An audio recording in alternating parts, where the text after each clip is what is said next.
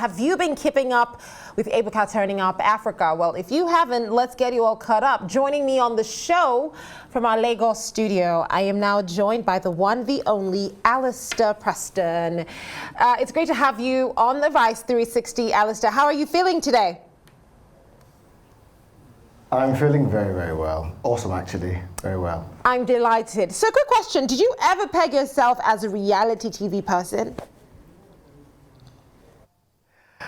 No, it never really occurred to me that I could actually be this person, and I never saw myself in this situation. But Ebuka called, and I answered. The best part of reality, the best and the worst part of reality TV for you? The best part was, traveling. Oh my goodness, you know, like we went to like so many different countries and everything, and it was amazing. Like all the countries that we went to, everything was just great. Like I can't even begin to like tell you all the countries that we went to, like everything that we did. It was mad. That was the best part, you know. The worst part, was there actually any worst part? No, there wasn't any worst part. No. I mean, I'm more than happy Only that good there. parts. See, Alistair, don't give me that, okay? Okay, let me not say the worst. What was the least exciting part? Like, if you could change one thing, Okay. you know, about it, there must be one thing. Okay, if I could change one thing about it, Yeah. The schedule. Okay, if I could change one thing about it, it would be that I wished that it had gone on for one whole year. It ended quicker than I wanted it to end. That's it. You too like enjoyment, Alistair, clearly. Like, you like enjoyment a little too much. We should have done like 10 African countries. You know, I mean, at this point in time, what's to say that Alistair cannot just, you know, continue from where Ebuka Turns Africa stopped?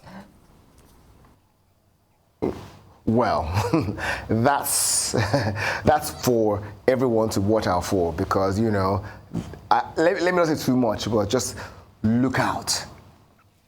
Looking Alistair's out. coming. While we're looking out, though, let's get into the show. In terms of your relationships, you know, with every single person there, who would you say you had the easiest click with? You know, the easiest person that you were able to just click with instantly. Who was that person for you? Excluding the obvious, which would be Ebuka, because he brought everyone together. You had to go and exclude him. Okay, cool. Excluding Ebuka, I think the easiest person to bond with was Onoja. However, you know, that was what I felt in. Okay, let me say, Onoja. Yes, leave it Onoja. Yes. Okay, you said however, because if I'm going to imagine what you were going to say, you were going to say however, that was what you felt while you were doing the show. But after, it wasn't the same way. Am I saying what was in your mind, or is there something else you wanted to say?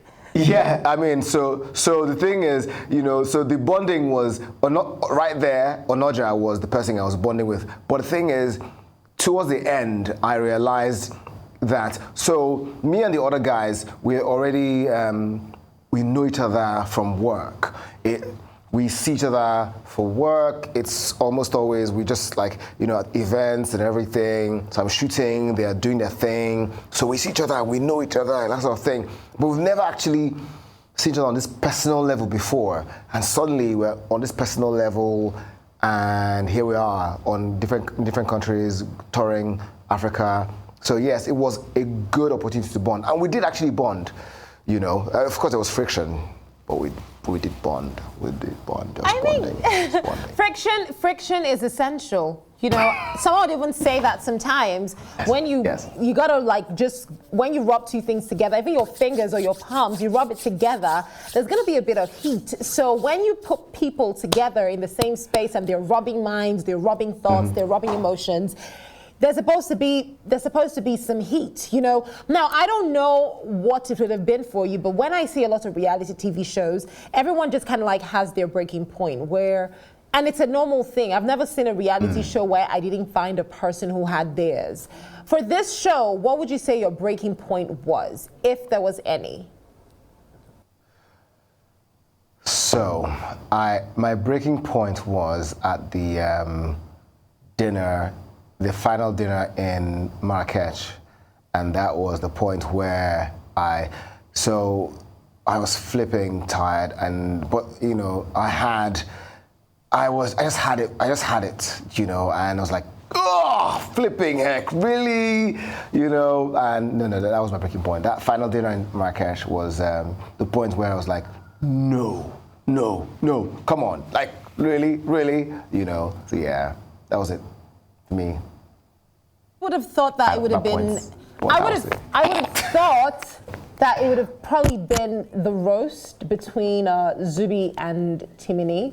That was a lot, if you ask me. I don't know if that's how you men roast each other, Sha. No. But that was a lady's setup. Like, why your insults? Why is your roasting so personal? Like, if you're gonna roast me, but it sounds like you have a problem with me when you say certain things. Like, if you have something to say it. No, guys are not like that. You know, guys are not like that. So the thing is, I mean, guys can be petty and stuff, but the way that went down, these two guys were not really. See, they actually respect each other. I mean, you know, from what I saw, they respect each other actually. But of course, when we ordered adrenaline and everything, they just had to just go at each other, and they did go at each other because they actually like first things first, Timini is like big, you know, and Zubi is like big, you know. So these two guys, they have a reason to just, you know, justify their drive to like be like, oh, I'm bigger than you. So it happened, and it almost took over the show. Thank God that it did not take over everything. Thank goodness, you know, the show found other reasons to be, and it wasn't only about them. But those two are great actors, and they're doing great things, and they showed in touring Africa that they have fans all across the continent. And yeah, shout out to Zubi. I won't forget your name again. Oh, you forgot Zubi's name?